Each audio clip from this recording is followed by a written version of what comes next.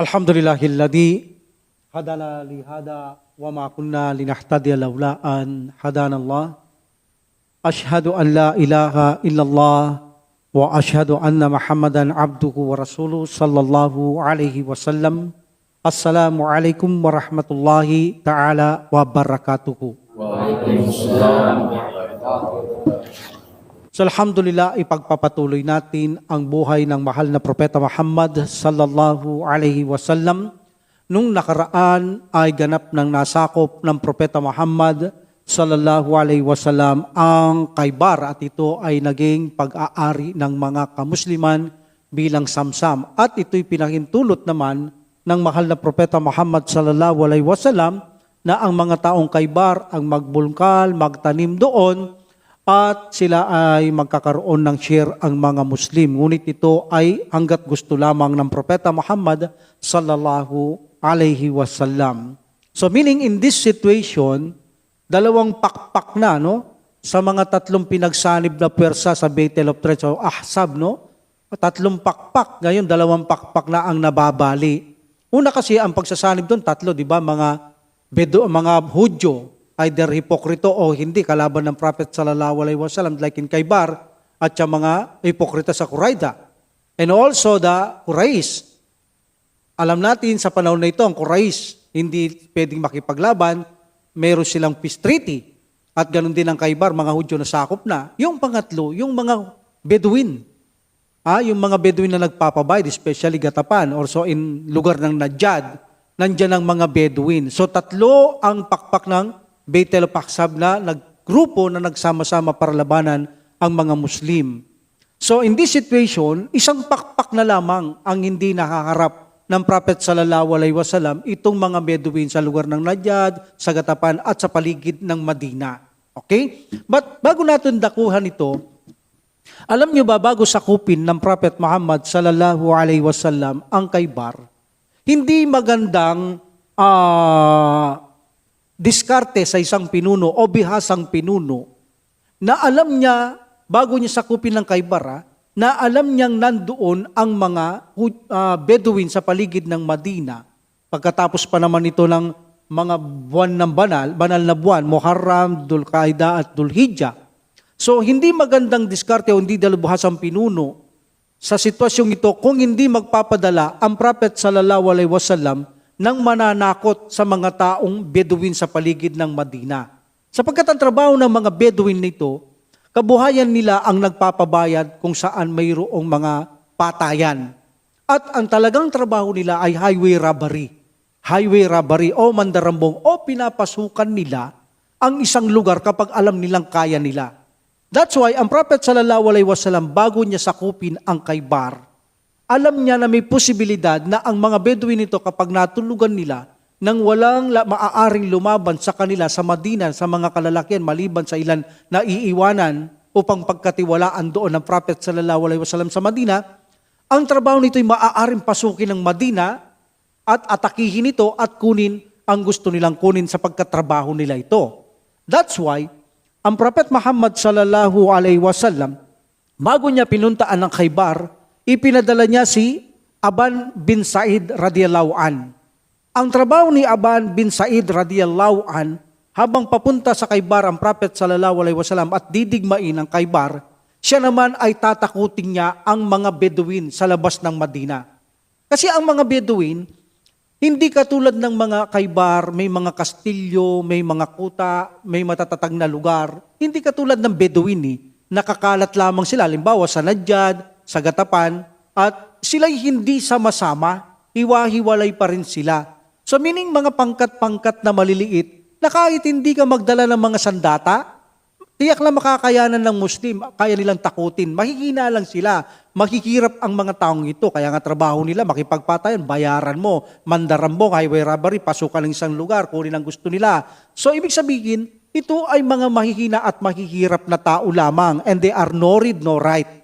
So in this situation, kahit na ito'y takutin lang ng mga Muslim, dahil alam nila ang mga Muslim dito ay mga mababaksik at alam nilang sila ay walang kinakatakutan. Kaya pag nabalitaan nila may mga Muslim na sasalakay sa kanila, automatic tatakbo lang ito. Kaya ang diskarte ng Prophet sallallahu alaihi wasallam para pangalagaan niya ang Madina na hindi mapasok ng mga ito, ay pinadala niya si Aban bin Said radhiyallahu an na ang kanyang trabaho ay takutin niya ang mga Bedouin na ito para hindi magkaroon ng pangarap sa buhay na pasukin ang Madina.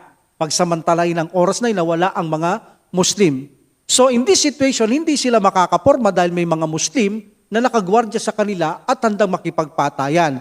So in this situation, naging trabaho ni Aban bin Said radhiyallahu an na malaman ng mga Bedouin na ang mga Muslim ay mayroong maaaring sumalakay sa kanila. That's why hindi makagalaw ang Bedouin na pasukin ang Madina. So kaya galing sabi natin, hindi bihasang namumuno kapag sa panahong ito hindi nagpadala ang Prophet sallallahu alaihi wasallam ng kanyang kasamaan upang takutin ng mga Bedouin. Hindi magandang diskarte yun.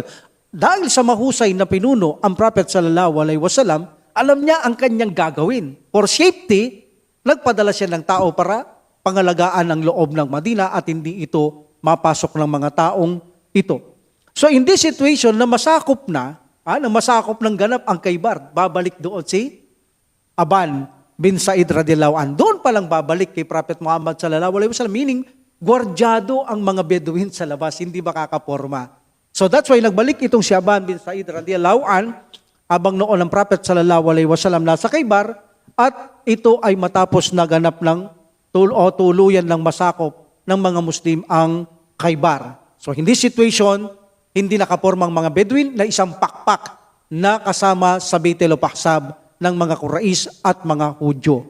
So nang makabalik na ang Prophet sallallahu alaihi wasallam, nagbalik na sila sa Madina. So in this situation, naisip ng Prophet sallallahu alaihi wasallam na dapat na ring itong disiplinahin ang mga taong mga Bedouin ng Prophet Muhammad sallallahu alaihi wasallam. Sapagkat ito ay kasama rin sa mga Baitul Ahzab at ang trabaho nila highway robbery o pumapasok sa ibang lugar para sakupin kapag kaya nila. So hindi magiging ganap pa rin ang kapayapaan kung ang mga Bedouin na ito'y patuloy pa rin gumagawa ng pandarambong.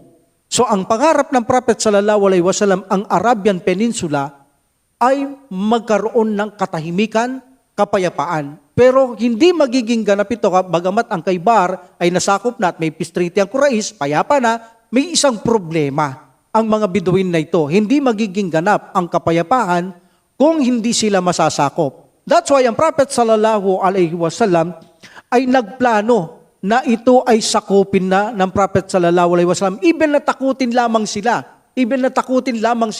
at hindi na sila mandarambong muli. Magbibigay ng pangako kay Prophet sallallahu alaihi wasallam na hindi nila gagawin muli ang pagdarambong, mga highway robbery, pagpasok sa mga lugar, kung hindi ay talagang ganap na papatayin sila ng mga Muslim kapag ginulit o ginawa nila yon. Pag nangako silang hindi na gagawin, nakipagkasunduan kay Prophet sallallahu alaihi wasallam, well, mananatiling payapa talaga ang buong paligid ng Madina or Arabian Peninsula na pangarap ng Prophet sallallahu alaihi wasallam na ang mga tao ay mamuhay kahit saan nang may kapayapaan.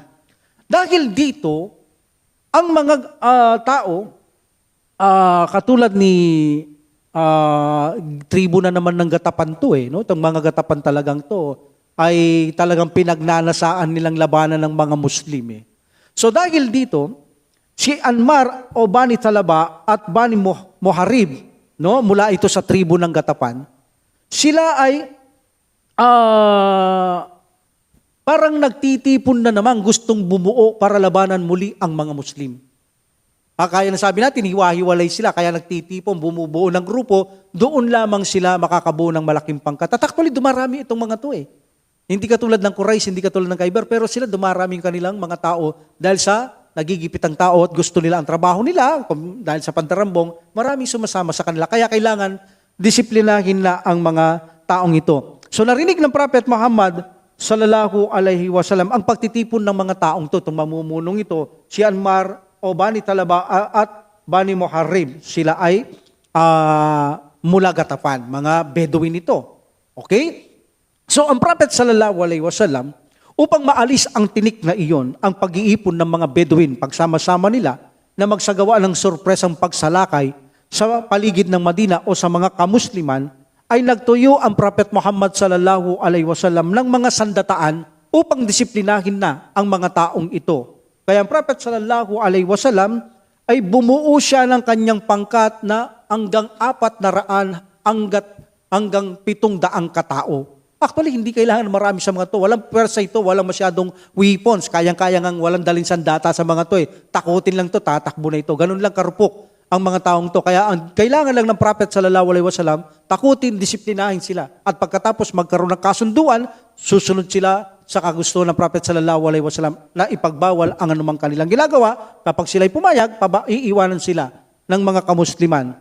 So, itinalaga ng Prophet sallallahu alaihi wasallam sa kanilang pag-alis sa Madina si Abu Dar at ang iba sinasabi si Uthman ibn Affan radiyallahu anhuma. So, hanggang sila ay lumabas ng Madina at nagpatuloy sa paglalakbay hanggang sa makarating sila sa lugar na tinatawag na Nakhla. No, Nakhla. Okay. So, in this situation, actually, ang layo ng Nakhla mula sa paglalakbay sa Madina, ito ay sinasabi na mayroong 2 araw. Malayo rin, no? 2 araw na paglalakbay mula Madina. So doon nakatagpo nila ang isang grupo o mga grupo ng mga Bedouin mula ito sa Gatapan. Mula ito sa Gatapan. Doon ay nagkaroon ng kasunduan. Hindi sila lumaban. Nang malaman nila ang Prophet sallallahu alaihi wasallam, parating sila na ito ay nagtakbuhan na sa kabundukan. Kasi ang lakad dito ng Prophet sallallahu alaihi wasallam, kapag gabi, ugali nila ito, kahit sino sa kanila, estilo nila yung gabi, lumalakad, lalakbay, pag umaga, wala, tahimik. Kaya namamalayan mo na lang yan, pag malapit ng Muslim, masusurprise ka eh. So in this situation, nang malaman nila na ang Prophet sallallahu alaihi wasallam at kanyang kasabayan ay pinasok na pala sila sa lugar ng Nakhla, no? So in this situation, ay nagtakbuhan sila sa mga kabundukan. Yan sinasabi natin, mahina lang ito eh. Kaya pananakot lang ang gagawin dito ng Prophet sallallahu alaihi wasallam. Actually, iniwan pa nila ang kanilang mga pamilya sa lugar na yan, pati kanilang mga anak, nagsitakas sila. So in this situation, dito ay nag-stay ang Prophet sallallahu alaihi wasallam at abang sila ay narito nagsasalatul kauf, salatul prayer, prayer ang Prophet Muhammad sallallahu alaihi wasallam dahil baka sa kanilang pagdarasal ay bumaba sila at banatan ang mga Muslim. So in this situation, salatul prayer ang kanilang ginagawa. At alam naman natin, ang sala prayer, may iba't iba itong estilo. So mayroong maaaring magbantay sa harap habang nagsasala. Pwedeng ang mga ma'mun, 2 raka, kung 4 na raka, ang imam 4 na raka, 2 ang sa ma'mun, at 2 din sa susunod na ma'mun, bali 4 na raka. Iba-iba ang pamamaraan ng Prophet sallallahu alaihi wasallam na ginawa niya sa salatul prayer. Okay? So in this situation, so nanatili dito ang Prophet sallallahu alaihi wasallam, pero dahil sa naalala nila ang kanilang pamilya, aayahan ba nilang maging samsam ang lugar nila, ang kanilang mga ari-arian, anak at mga asawa? So magiging alipin sila ng mga kamusliman. Then sila ay nakapag-isip na makipagkasunduan kay Prophet Muhammad sallallahu alaihi wasallam. That's why nakipagkasundo sila kay Prophet Muhammad sallallahu alaihi wasallam. So in this situation, ay mayroong kasunduan na ang gusto ng Prophet sallallahu alaihi wasallam, alam natin, gusto niyang kapayapaan, ipinagbabawal niya sila na kumitil ng walang katarungan. Okay? Pinagbabawal niya. At huwag silang gagawa ng highway robbery. Katarungan kasi hindi depensahan mo lang ari-arian mo eh. Pero kung hindi po pwede. Huwag silang gumawa ng kabuktutan sa kalupaan, meaning huwag silang uulit ng magsagawa ng pandarambong, highway robbery, pasukan ng isang lugar upang kunin ang mga gusto nila. Hindi. Kailangan mapayapa ang sa kapaligiran, walang pwedeng pumatay at gumulo sa kanila. So of course, papayag sila, mahina lang ito. Takot sila sa mga kamusliman. Ito ay tinawag na paglalakbay na Datur Rikak. Ito ang misyong pangmilitar na Datur Rikak. The meaning is, nagsusuot sila ng mga telang basaan sa kanilang mga paa nung sila'y naglalakbay papunta sa mga ito. Tinawag itong misyong militar ng Datur Rikak. Anong ibig sabihin ng Datur Rikak? Noon sila'y naglalakbay dito, papunta sa mga kaaway na ito, all pang disiplinahin. Actually, ang kanilang kamelyo ay iilan lamang. meaning kulang, naglalakad yung mga iba. Sa bawat kamelyo, nagpapalitan ng 6 na katao. At napakainit ng panahon noon. At ang kanilang mga kuko ay halos nakakatanggal kahit nakasandalya pa sila. Sa sobrang init, alam naman natin mainit dyan, pati kuko nila ay natatanggal. So in this situation, binalot nila ng kanilang mga basahang tela ang mga paa nila para maiwasan yon. They call this datur rikak. No? So sinabi ni Jabir, kasama kami ng Prophet Muhammad sallallahu alaihi wasallam sa pangmilitar, tinagurian namin itong datur rikak. Kapag kami ay nakatagpo ng puno, dahil sa sobrang init, inililim namin ang Prophet Muhammad sallallahu alaihi wasallam. At yung mga paa namin ay binalutan ng tela. Dahil sa sobrang init, nangangatanggal yung kuko, nasusugat talaga kami. Binalutan ng tela habang naglalakay. That's why they call this datur rikak. So kapag mayroong lilim, antimano, itatabi o ilililim nila ang sugo na si Propeta Muhammad sallallahu alaihi wasallam. At pagkatapos sila rin ay hahanap ng lugar upang makapaglilim. Ganon kainit ang kanilang paglalakbay. Kaya ginawa nila ang paglalakbay bandang huli, gabi at umaga. Gabi naglalakbay at tahimik na lamang sa umaga dahil nga sa sobrang init ng kanilang paglalakbay. So they call this datur rikak. At ang isang pangyayari, kay Prophet sallallahu alaihi wasallam, nung siya ay nasa lilim, ay natutulog siya, isinabit niya yung espada niya. At ang kanyang kasamaan ay hindi masyadong malapit, medyo natatanaw siya pero may kalayuan. So dumating yung isang tao sa kanya, kay Prophet Muhammad sallallahu alaihi wasallam. Kinuha niya itong espada ng Prophet sallallahu alaihi wasallam. And then, nang kinuha niya ang espada ng Prophet sallallahu alaihi wasallam na sinabit niya sa puno, sinabi niya kay Prophet sallallahu alaihi wasallam, nagising ang Prophet Muhammad sallallahu alaihi wasallam. So sabi ng taong ito'y musyrik, no? Sino ang makakapigil ngayon sa akin na papatayin kita? So sabi niya, wala, maliban kay Allah subhanahu wa ta'ala. Meaning, walang makakapigil sa'yo. Kung papatayin mo ko, maliban ang Allah subhanahu wa ta'ala. Alam naman natin yan. Ano mang gustong mangyari ng Allah subhanahu wa ta'ala mangyayari. Ano man ang ayaw niyang mangyari, hindi mangyayari. So sabi niya, ang Allah subhanahu wa ta'ala, siyang makakapigil sa'yo. And then, nung tatagayin niya, ang Prophet sallallahu alaihi wasallam, na-stuck yung kamay niya. Na-stuck, hindi niya na magalaw. Then, nabitawan niya yung espada niya. So, kinuha ito ng Prophet sallallahu alaihi wasallam. And then, umupo yung tao. Hindi makagalaw Yung kamay niya nakataas na lang, na-stuck na lang. Umupo yung tao.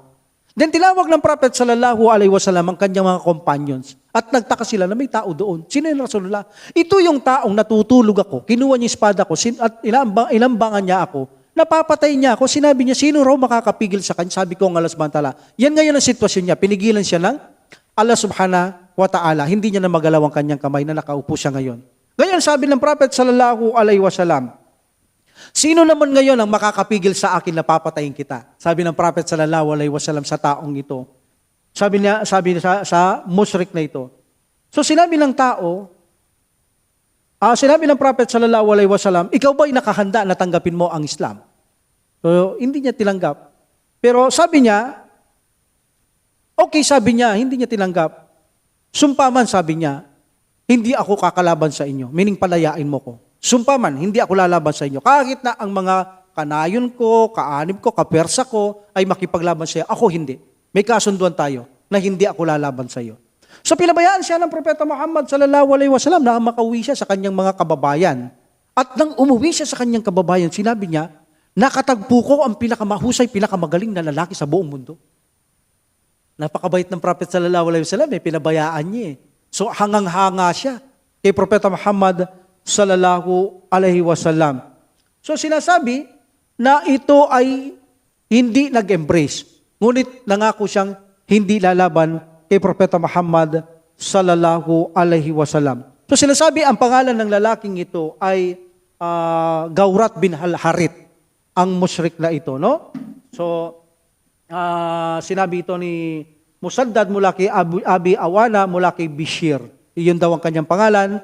Ito ay si Gaurat bin Al-Harith. So in this situation, sinakop patuloy ng Prophet sallallahu alaihi wasallam, tinakot nila ang mga Bedouin, kung saan sila nakalugar. Grupo-grupo, maliliit lang. Alam natin, nakatent-tent lang yan.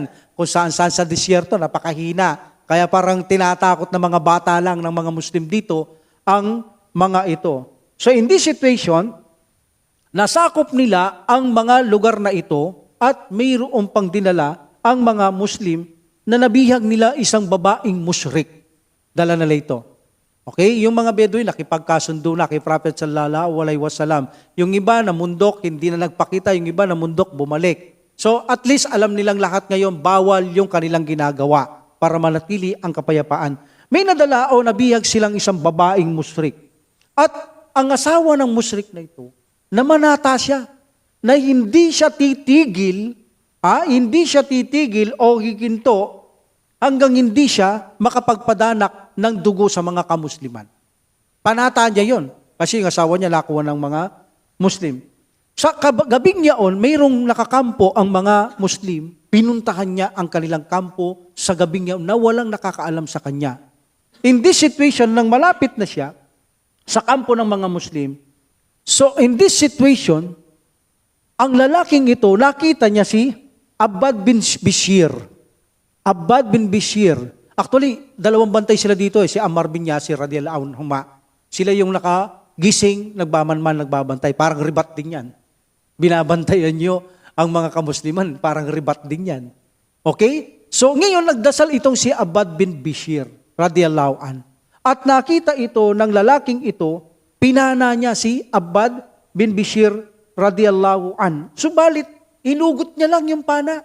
Hindi siya sumigaw, hindi niya ginising mga tao, hindi siya nagsinyalis na magising ang tao, hindi niya sinabi kay Ammar bin Yasir, radiyallahu anhum, kundi binunot niya lang yung pana habang siya ay nagsasala. So in this situation, pinana pa ulit ito, tumama na naman sa kanya, at ito ay binunot niya lamang ang pana na ito. Pagkatapos na unang tao, dahil napadanak niya na ng dugo, itong si Abbad bin Bishir, radiyallahu anhu, Muslim, umalis na siya. Yun lang naman ang panata niya, makapagpadugo ng Muslim. Ngayon, nang matapos magsala itong si Abbad bin Bishir, ay ginising niyang kanyang mga kasama at nagdurugo siya. So sabi nila, bakit hindi mo kami ginising? Pwede ka naman tumigil pagka gano'n, life and death, no? Tsaka actually, hindi naman talaga obligatoryong ginagawa niya. Pero sabi niya, ayaw ko kasing tumigil, sabi niya, kasi nagbabasa ako ng kabanata ng Quran sabang ako'y nagsasala. Nagbabasa ako ng kabanata ng Quran, ayaw kong tigilan, sabi niya, habang ako'y nagsasala. Yun ang dahilan, dahil nagbabasa siya ng Quran, ganun siya kasinsiridad sa salita ng Allah subhanahu wa ta'ala, hindi niya ito ginising o nagsinyalis man sa mga tao para abulin yung taong pumana sa kanya. Pinabayaan niya lang, pero nakatakas yung tao, siyempre. Dumugo na, umalis na yung taong iyon. So in this situation, ang kanilang ginawang pangmilitar na ito ay nag-iwan ng epekto sa mga, of course, mga Bedouin. No? So, nag-iwan ito ng matinding takot sa puso ng mga matitigas na mga Arabong Bedouin sa paligid ng Madina. So, kung titingnan natin ang detalye na ito, matapos ang kaganapang yon, makikita natin ang tribong Katapan ay wala ng lakas na loob na gumawa pa ng gulo sa kapaligiran ng Madina o sa ibang lugar dahil talaga naman na takot sila sa mga kamusliman. So in this situation ay unti-unti na silang nanahimik. Nakipagkasundo kay Prophet sallallahu alaihi wasallam sa takot nila at unti-unti na silang nanahimik. At actually, marami ang nag-embrace sa kanila. Marami ang yumakap sa kanila sa Islam. At hindi lang yan, kasama sila sa sumakop sa Makkah, ang mga Bedouin na ito.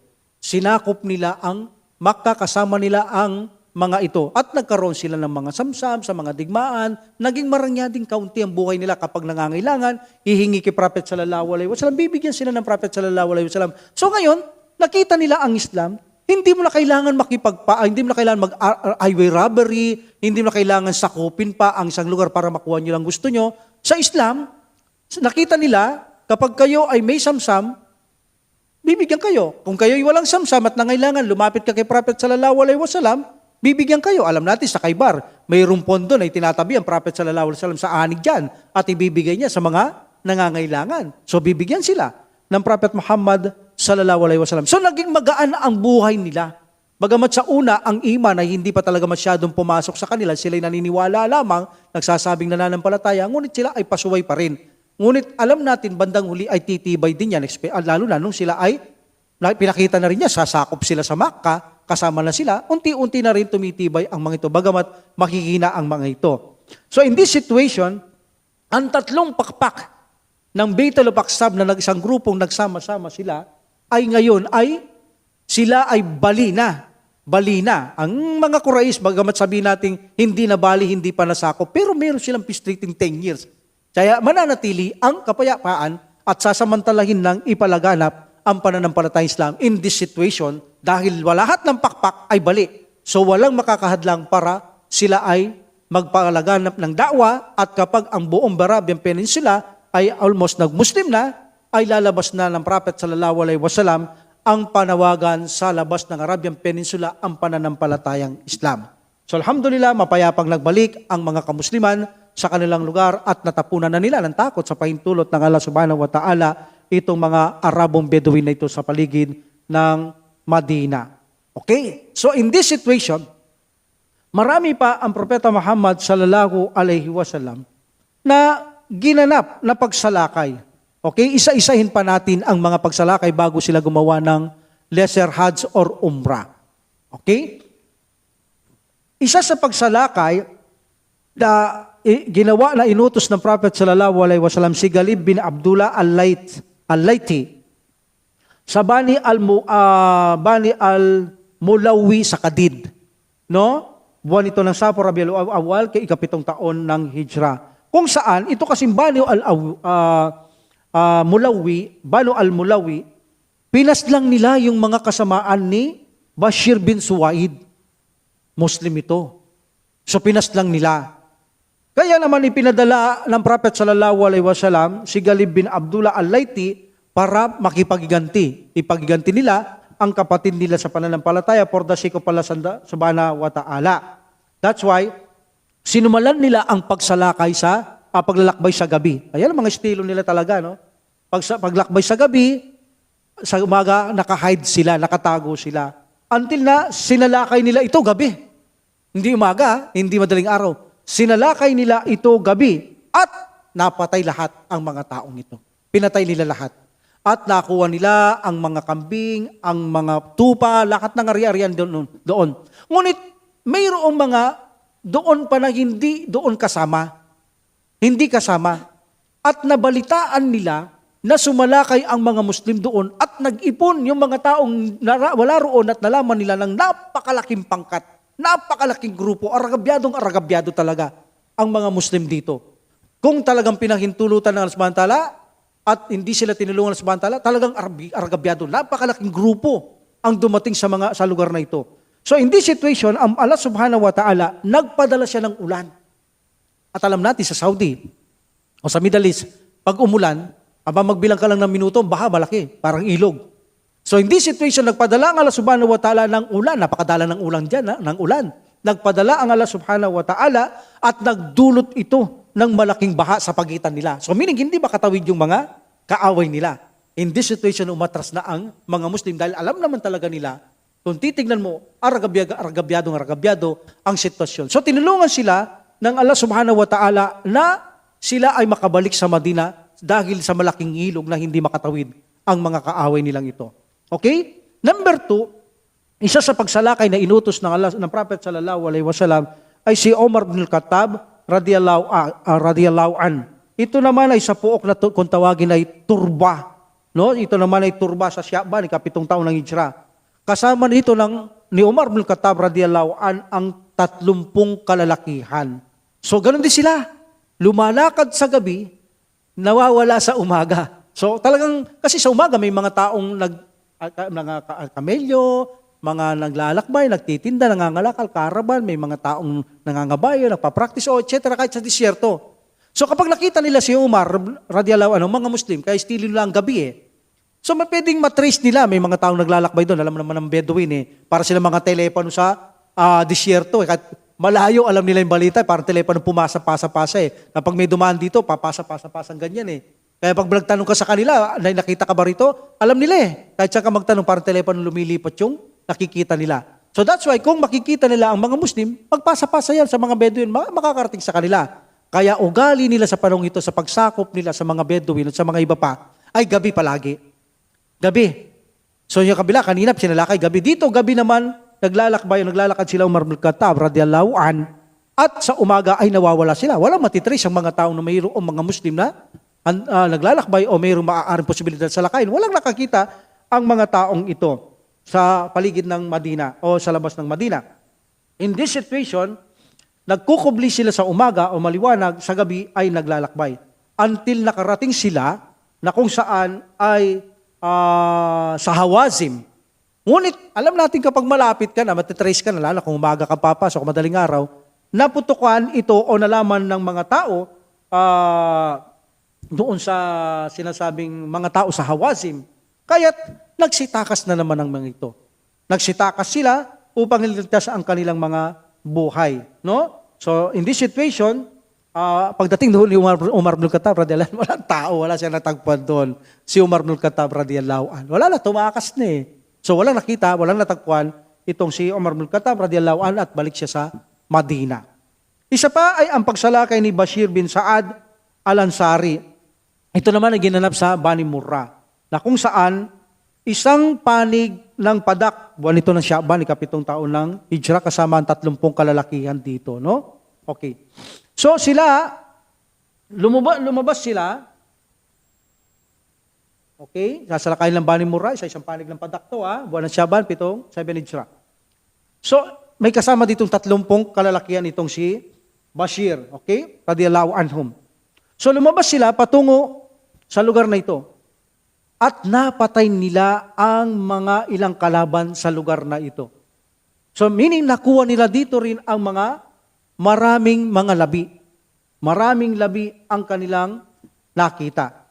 But in this situation, nang makita nila, makuha nila ang mga labi ng mga digmaan, ay mayroon nakapagtipon na kung saan ang kalaban nila ay nakapagtipon ng malaking pwersa na binalikan sila.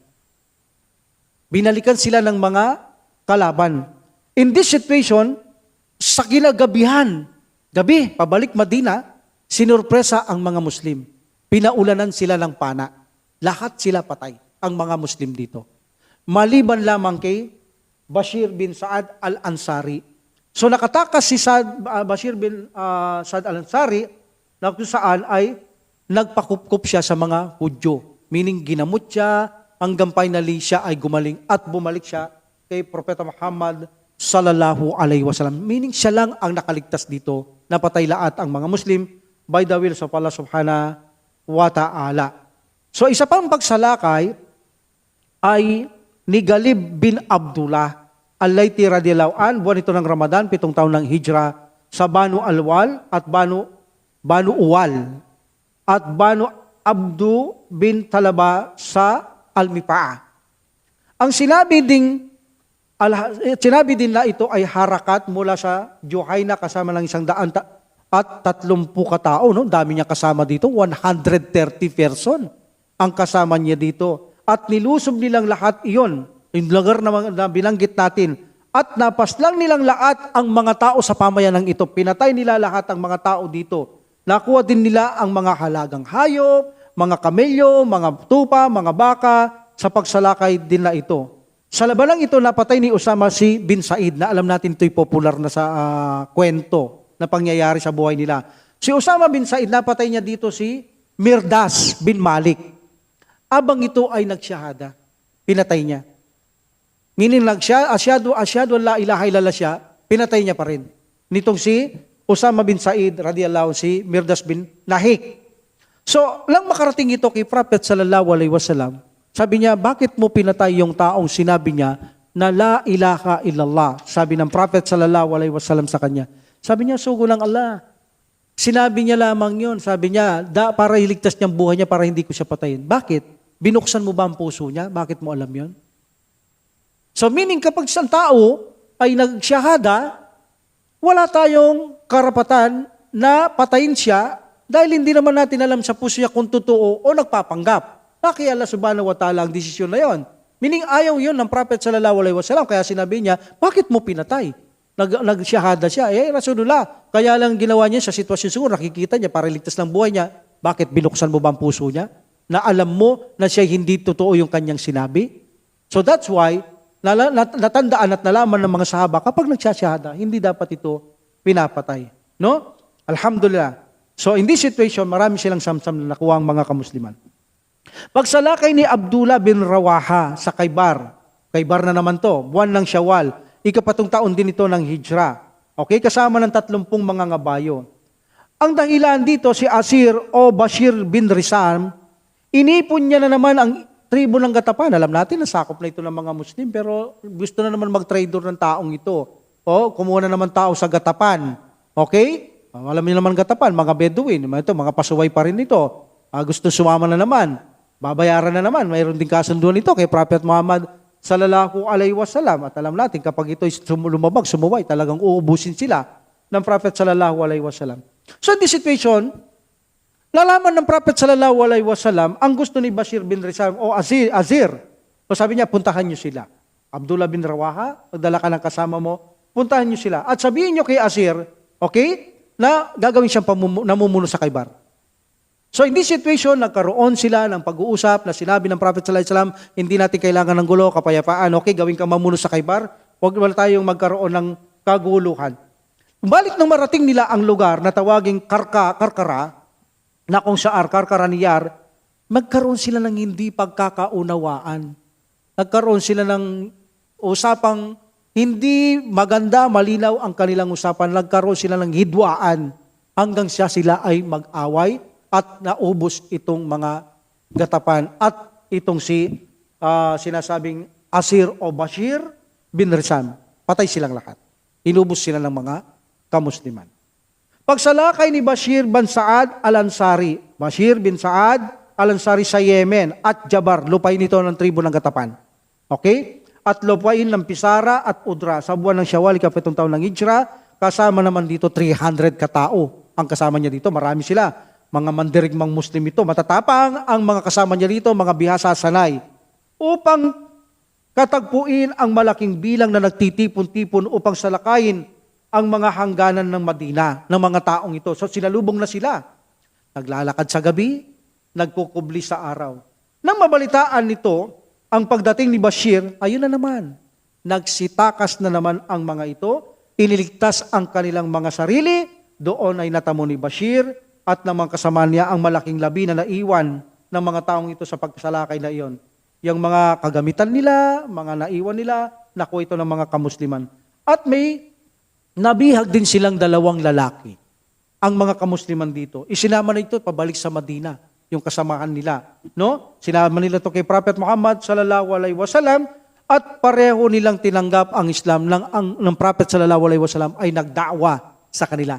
Tinanggap nila ang pananampalatayang Islam. Napakapalad, no? Napakapalad nila dahil ginabayan sila ng Allah subhanahu wa ta'ala. Instead na patayin sila, ay nagsyahada sila sa Madina. Alhamdulillah. And the last, pagsalakay ni Abu Hadrad al-Aslami, radiyallahu an, sa puok na kung tawagin ay Ghaba. Binanggit ito ni Ibnul Qayyim rahimahullah sa mga pagsalakay na naganap sa ikapatong taon ng Hijra dinto bago isagawa ang kabayarang umrah. Kabayarang umrah naman. Okay? So meaning parang hindi natuloy yung unang umrah, papabalikin lang naman Quraysh sa susunod doon gagawin ang umrah, kaya kabayarang umrah. Okay?